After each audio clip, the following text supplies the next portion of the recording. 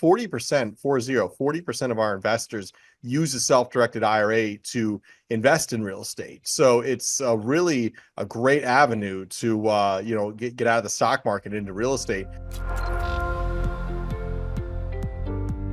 So, a lot of our investors that come to us, they left an old job and they have a 401k there, and they put $100,000 into that 401k over, a 20-year period of working there, whatever it is. And now they're working at a different company, and that 401k is just kind of chugging along. There's fees, maybe it's growing at below what the average mutual fund is growing at.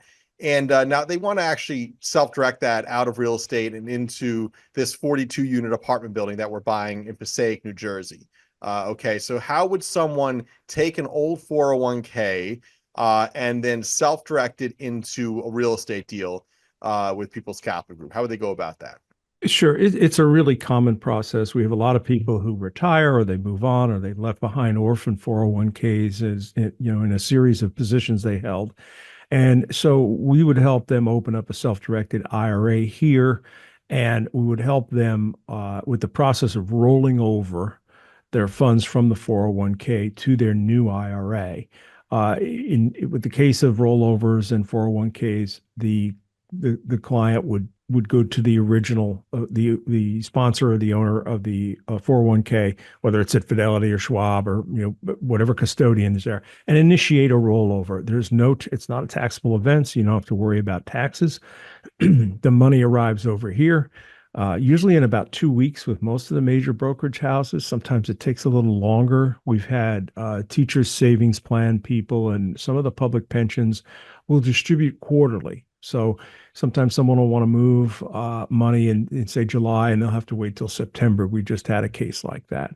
Sure. But it usually takes about 2 weeks. And it's a little bit of a paper work exercise, and that you're going to have to fill out a few forms. But we'll help you open up your account.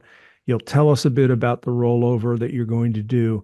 And then you're going to contact your custodian that has your 401k. And they'll have an established process for doing this. This is not uncommon. You're not going to be asking them anything they haven't heard before. And they'll explain what they need on their end. You'll do that. About 2 weeks later, your funds are here.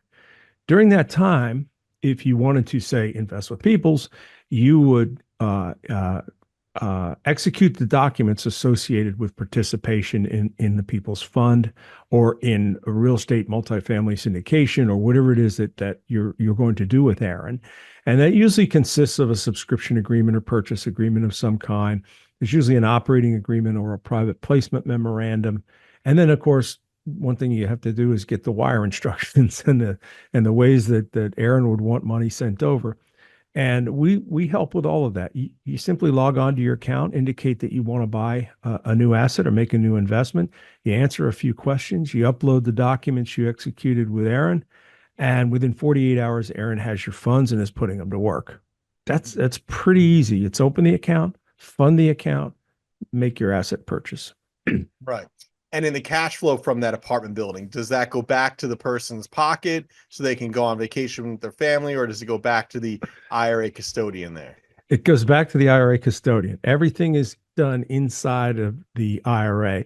If you're investing as a passive investor, you're doing it with Aaron, you don't have to worry about a lot of the nitty gritty with maintenance bills and carpenters and plumbers and tax bills and all that stuff associated with the properties. That's usually done within the investment vehicle if it's a syndication or an LLC. But if you decided to do that and you owned a piece of property, say rental property, all of the bills associated with it, the gas bill, the taxes, all that comes back to us. We send notifications to you that these bills have arrived, and you agree to pay them. And it's all done from within your account. You log on just like you do at your bank, and you operate your IRA as you would a business, and that rental property as a business. People pay rent, they pay it to your IRA. So fairly straightforward. Okay.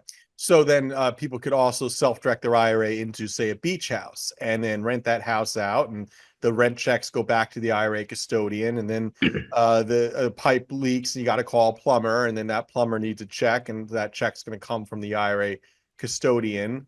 And then so That's interesting. Now, as far as the checkbook IRA, is that something that you guys do as well over at Cama Plan there, where you start an LLC that's, managed by the owner of the IRA, but still owned by the IRA itself? Is that something you're familiar with there? We do that, yes. And yeah, we do that.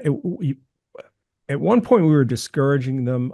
We like to see them formalized. You'll want to do it with an attorney who understands the process and sets it up as a special purpose vehicle expressly for use with that IRA. And I think that's really important.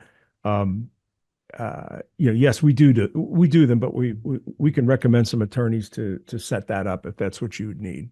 Right, right. But there's certain risks to that, because now you're solely responsible for making sure you don't do the wrong things with that money in your IRA. And absolutely. Right. Absolutely. Yeah. And this is why we're very careful with it. It's not for everybody.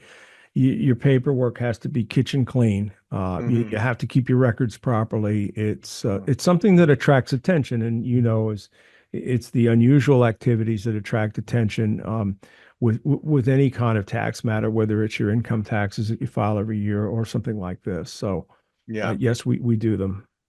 I remember one story, a gentleman was telling me where he had a friend or something like that that had created a checkbook IRA LLC account, as they call it, which is an LLC that's owned by your IRA but managed by you. And he went to Home Depot and he got a Home Depot credit card in that LLC name. And right there, he violated the rules of that checkbook IRA account, because he got recourse debt, which an IRA cannot take on recourse debt. And that's exactly why we structure our investments a certain way, where the LP investors are not taking on any recourse debt, even if the GPs are.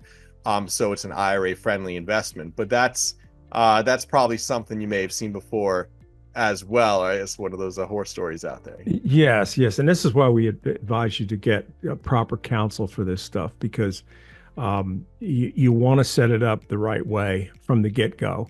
IRAs can borrow money in a non-recourse situation where that IRA is the sole collateral for that loan.